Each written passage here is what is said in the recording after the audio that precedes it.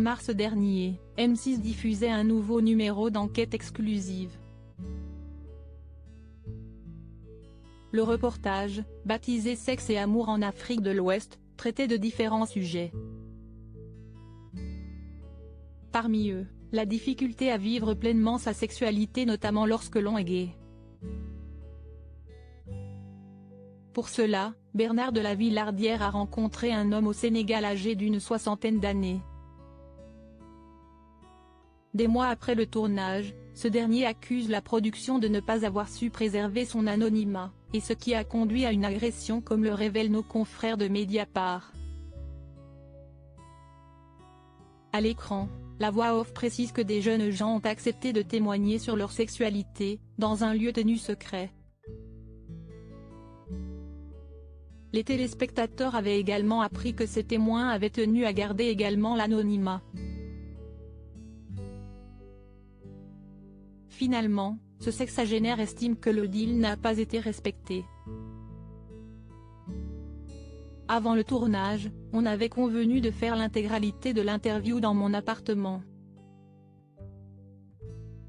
Je devais chercher les journalistes et le présentateur juste au coin de la rue, mais dès qu'ils sont sortis de voiture, ils ont commencé à filmer sans l'autorisation de personne, se souvient ce militant des droits des personnes homosexuelles.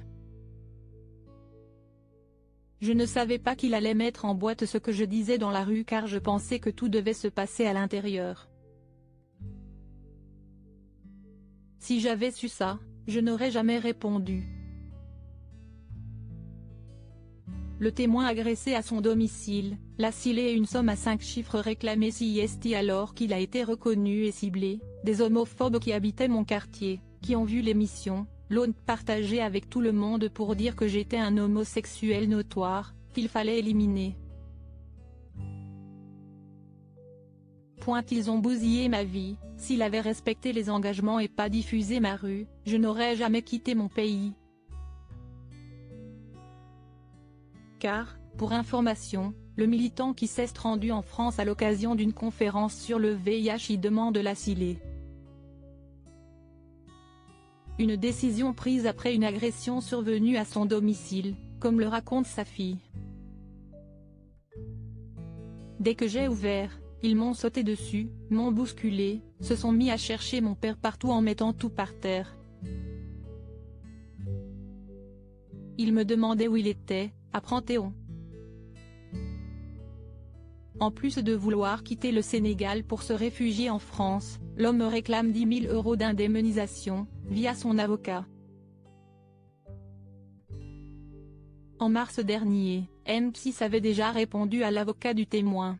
S'agissant du passage tourné dans la rue où il réside, contrairement à votre affirmation, la journaliste a bien préalablement demandé à votre client s'il était possible de le filmer dans la rue, ce qu'il a accepté en répondant aux questions de Bernard de la Villardière. À l'occasion de cette interview, il a précisé que son voisinage était complètement tolérant et que sa logeuse connaissait sa situation mais qu'elle était gay-friendly. Aussi, nous considérons ne pas avoir manqué à nos obligations.